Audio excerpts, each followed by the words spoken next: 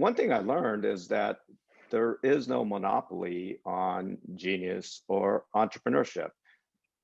It's really strange for me to look at the world today when everybody, including those of you in Japan, look to the US for inspiration, and you want to be the entrepreneurs that Steve Jobs is, or Mark Zuckerberg is, or Larry and Sergey, or Jeff Bezos.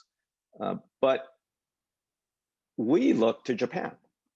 The entrepreneurs and great leaders that we aspire to become someday were folks like Morita at Sony and Matsushita at Panasonic and Honda at Honda. Someday we wanted to grow up and be the entrepreneurs that they were, because they built iconic global brands out of the rubble of World War II. They are amazing, amazing leaders and entrepreneurs.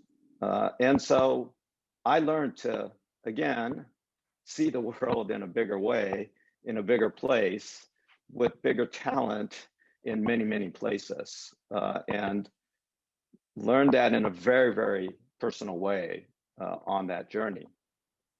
And some of those lessons that, maybe we could talk about that they taught us, as well as, the things that I took away from Apple.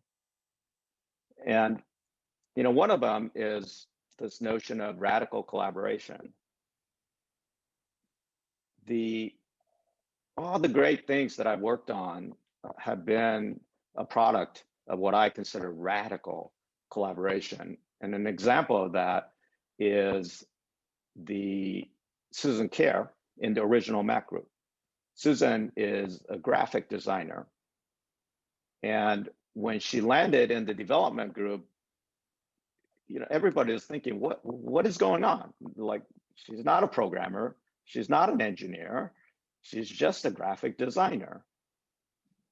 But the Macintosh desktop, as we know it today, and much of the iPhone interface that inherited that, came as a result of Susan hand drawing the interface as we know it today, with the trash can in the corner and the folders and the pull down menus. And the engineers had to go kind of figure out how to do that. We actually also had a musician on the development team, and it was many decades away before a computer could actually play full fidelity music. But we felt that it was important to have that point of view and that cognitive diversity on the team.